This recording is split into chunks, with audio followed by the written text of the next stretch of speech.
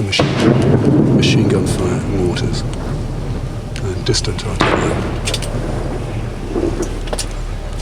It's likely to be like this for the rest of the day.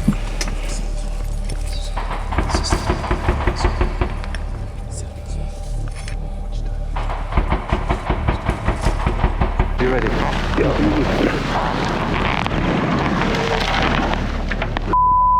Come on.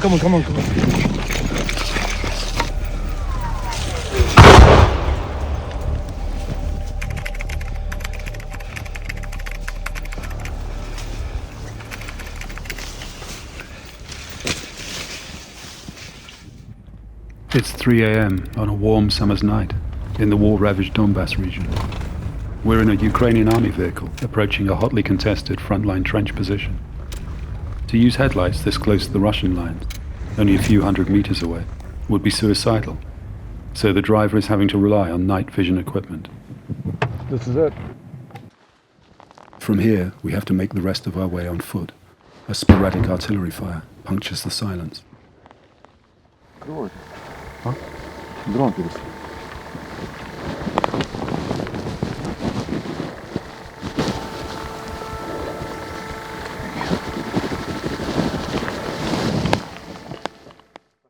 So it's about 3:30 in the morning, and we're in a trench system in the very front line, somewhere in Donbas.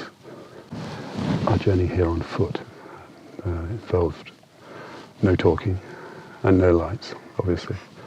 And as we got closer to this position, we could hear a drone somewhere overhead close by, a Russian drone.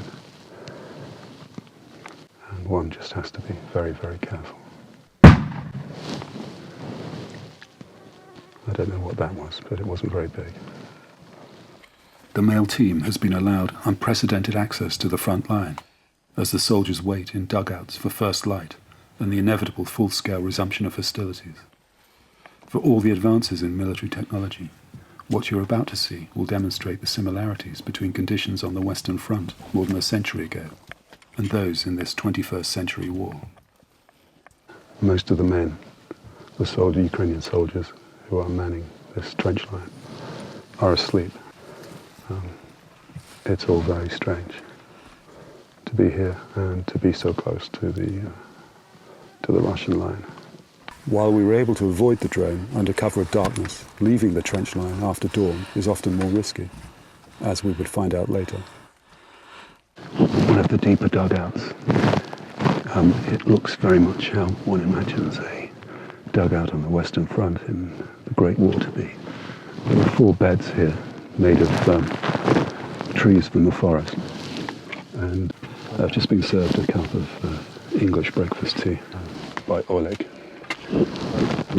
who is our guide. We've had to be very quiet up until now because a Russian drone is overhead, and the bangs, the small bangs you may have heard in the background are soldiers from this position trying to shoot the drone down. But we're now as undercover as we can possibly be in this situation. It's not quite breakfast time. It's just before 4 o'clock in the morning. But breakfast is served. Cheers. Cheers.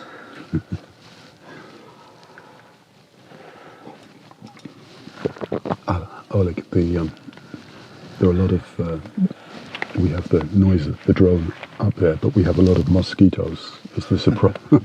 Inside. First light has arrived.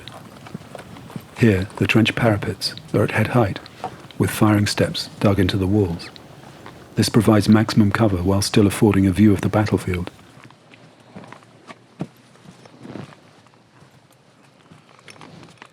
And with daylight comes an increase in hostilities.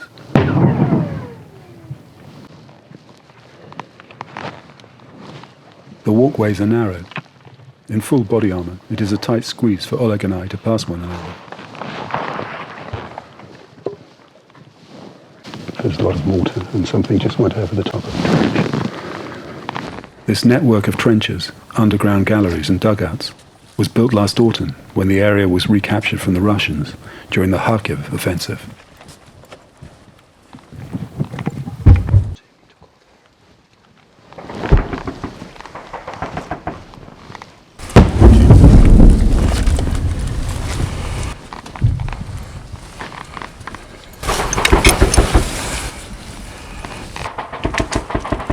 The open space in front of us is no man's land, or the grey zone as the soldiers call it. Once it would have been a farmer's field. Now, at the height of summer, it is wildly overgrown, providing cover for infantry patrols or assaults on the opposing trench line.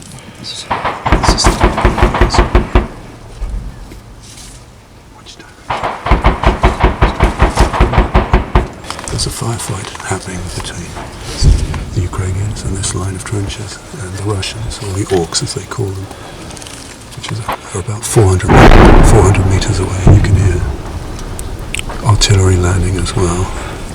Daylight is broken properly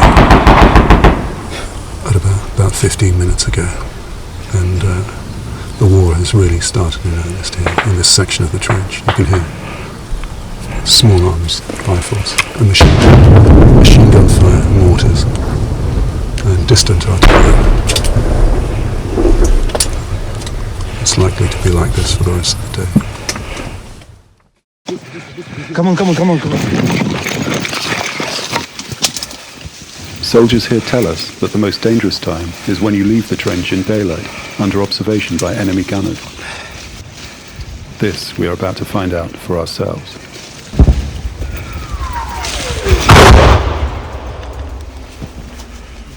It should be easier in the daylight, but the battle is raging around us, and at least one Russian drone is overhead.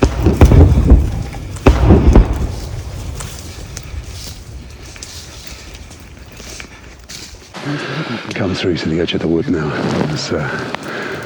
We've paused.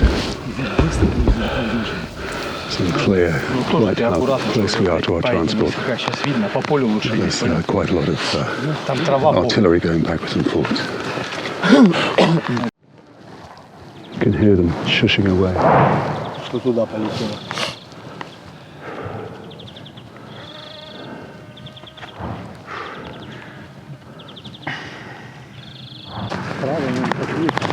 You ready?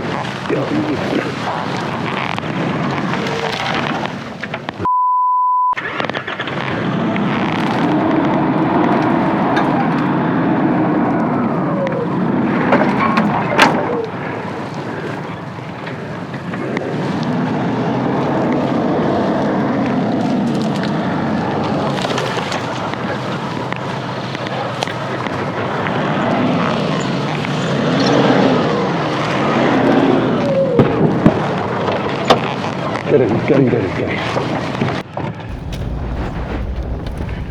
Now we discover that in the darkness we had driven too far, across a field that is in full view of the Russians. We have to drive back across the field in daylight, and we do so at breakneck speed, with mortars landing far too close for comfort. We had to walk all this way. We're supposed to. We're supposed, yeah. Paris the car covered through it.